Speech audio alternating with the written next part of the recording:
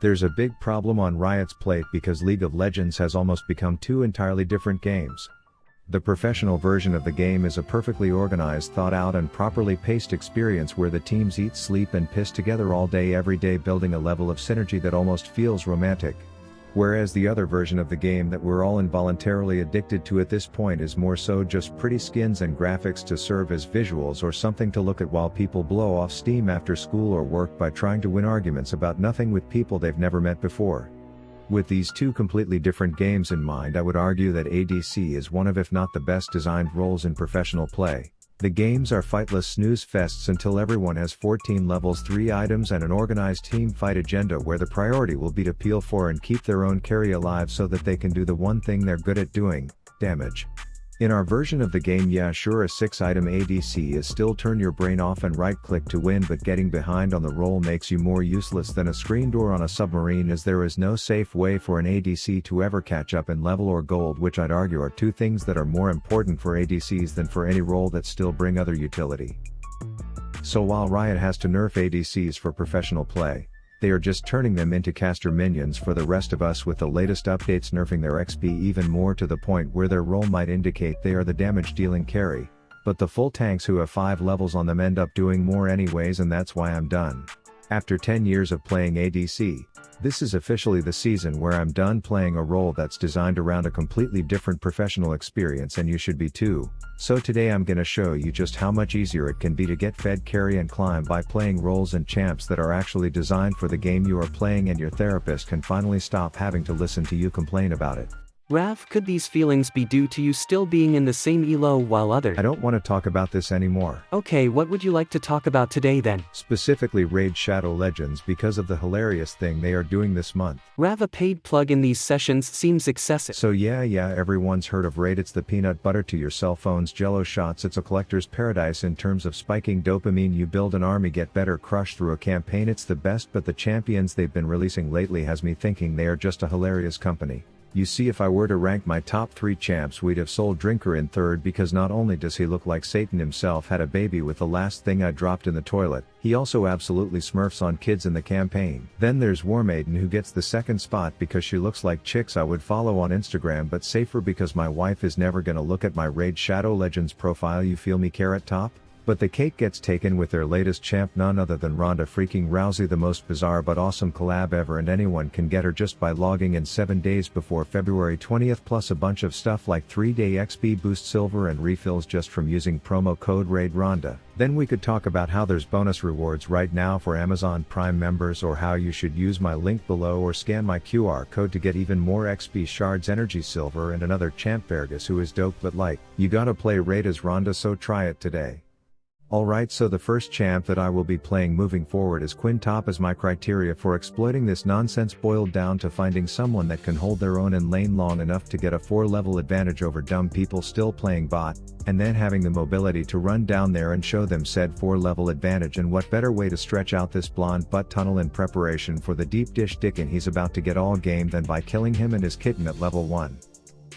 So I get back to lane with the intention of just slurping the buff solo lane XP, only to meet their jungler. Hi, Kevin. This introduction left me one bard's fart from meeting my maker, knowing that sooner or later a pile of hoodlums is going to make my survival chances less than Twitter's when Elon eventually announces mandatory office sleepovers. And unfortunately my jungler's contribution boiled down to making sure I missed out on seeing a baker's dozen red babies get genocided, where the only thing waiting for me when I got back was this guy. Hi, Kevin. I'm your biggest fan. But this will just prove my point, because if I was a bot laner and missed out on 2 waves this early, I'd be more hopeless than a toothless man in a corn on the cob eating contest while everyone else was swiping their debit cards through my dead butt crack to withdraw 300 gold on repeat. But I'm top, which means I'm still 2 levels ahead of them, and I'm gonna show Mr. Hi Kevin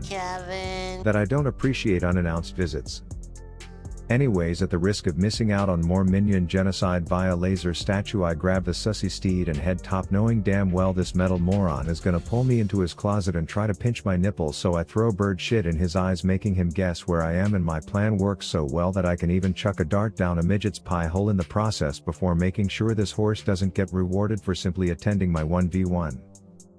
Just kidding, I was actually building quite the relationship with this flaming centaur over my plan to make this knight in dying armor wish I cosplayed his dad and removed myself from his life, but this was by no means an easy 2v1 courtesy of Riot's Code doing a great job of making sure the Hecarim ult feared him, so after a fettuccine-filled fuckfest we finally took him down. And admittedly my wave management isn't quite on par with that of the moon, considering this is my first game as top, but suboptimal gameplay still has me 2 levels ahead of their bot lane, so I use the new Noose emote to become the first person to actually use it for its designed purpose, and then I come flying in knowing I can play this so terribly bad and still win the fight purely because I have gotten almost 30% more experience than these shitters 13 minutes into a game that I by no means have played well. And so Ellen DeGeneres gives us her own life, and then we check if the newly strayed kitty wants a new titty, but she doesn't, so we euthanize her.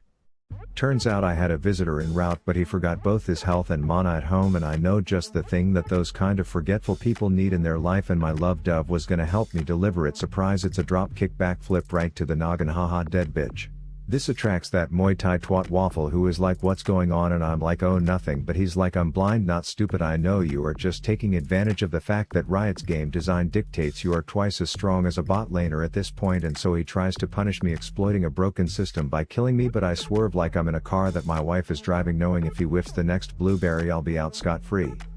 I see Pike trying to hang with the solo laners, thinking maybe cause he's fed he won't still be 3 levels behind, but I think it's safe to say he won't be queuing one of the roles that even Riot has to give priority on next game. But hey, I was in college once, so I'm not against sloppy seconds as I collect a stack off of 2 Chains' dead corpse. This allows me to vandalize a statue with Bird Hitler until Mordekaiser comes in saying he's feeling frisky and wants to fuck a falcon in privacy, and I guess I'm bad in threesomes when the other 2 take it to a different dimension as I wait around hoping to get my chance, only to find myself once again awkwardly in the back doing nothing while someone with a quote-unquote horsecock gets all the glory. But hey there, Twinkle shit got behind as an ADC, so he is literally a level 8 while I'm setting up paper plates for my 13th birthday, but it turns out these kids were already celebrating before I got there.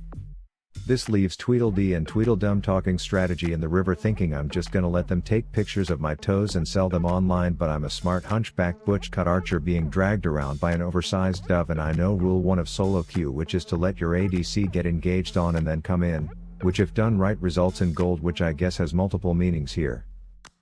My strategy at this point boils down to ensuring that the game remains a 3v5, which would be child's play if I didn't get cock-blocked by this perv who's just insistent on taking me to his little Epstein's island with clearly bad intentions, so I call my shield bow into work just for a second, which lets me regroup and ultimately escort my team's plasma patty in our noble pursuit of chasing down a blind man and killing him. And just to make my point for the 12th time, this Ezreal is behind and I'm watching the minimap like a redneck watches Larry the Cable Guy reruns, just waiting for him to show anywhere, trying to catch up a bit, but he's better off staying in the forest getting flamed for trying to take his jungler's camps, which are probably hard to clear at his level because taking waves isn't going to work. Then I was on my way south for a little vacation with a side of hooded minion employee murder when I catch Bondage Boy trying to destroy the surveillance we set up, so I tell the boys to come watch me urinate on him, only to see he's trying to summon a love dove of his own and I'm not about my one unique characteristic being copied, so I kick him in the teeth, let him put me in handcuffs as a final wish and then kill him off. The clueless cavalry eventually arrives, which clearly surprised my own coworkers, and I guess the bald one was riding the adrenaline of having a kitten queef into his sightless eye sockets cause he rides a queue all the way back to his own base, leaving the others to follow him there, as their ADC aims to tickle us from afar, finding himself in a situation where even Faker's dad wouldn't have a snowball's chance on a hot day, and hell about playing me, who just to confirm at this point in the game was 5 levels ahead of him. But I'm thinking this tower could be called London Bridge because it's gonna be falling down only for 2 chains to come in like some French mall cop trying to save the day, but I brought my matches, which is his least favorite thing, as he freezes up contemplating his next move, so I invite my dead dock worker to come in and X mark the spot of his failure. That said, these piggies got a pick and now they are marching down mid lane like they're in some I'm about to be dead parade, so I come in with the positional awareness of a French fry doing something that an ADC could only dream of doing by sending Ellen backstage for a bit so that the grown-ups can play. We kind of trip over each other for a bit until Hipzilla comes flying in just to whiff a purple snot, so I flash to secure our cash and a happy double ensues. 3 of them are down, so a wise man would say push for an objective, but wise men don't play in my elo, so we are scattered looking for fights in the forest, which has Baldilocks on the bench and me being chased down by 2 dumb dogs like a mailman with peanut butter on his dick, but I just had to back out, call in my love dove emotional support animal, and then reunite with the boys for some slap ass. Checking in on their ADC's attempts at finding a way to not be lower level than a caster minion, and it looks like they are not going well. That said, I opt into groping Gromp because I'm not sure if the Lee evolved his Squirtle yet, but turns out he has and wants to feed it my dead toes for dinner, so I parkour away while his ear proves why he wasn't the password kid in his family even though he was an only child, as I watch the fail fest from afar until I get a hunch that the Sonic shitter will be looking for a reverse Uno card, so I kill him. It's now at the point where every time I see he who doesn't need a map on my own map, my eyes light up and I instantly start rocking a half chub, knowing a single measly fart dart is half his health and I could turn my monitor off during our fights, jam my wiener against an unplugged keyboard and still come out on top. So with that, I have to say, unless I plan on playing professionally with the latest changes that Riot has made to XP, it's just a more enjoyable experience to play and an easier one to climb with if you just stay away from the bot lane. That said, I'm seeing Korean ADCs taking Ghost instead of Flash to have some success in solo queue, so if you want to see me cover that fiasco, check out that video here. Brush your teeth tonight.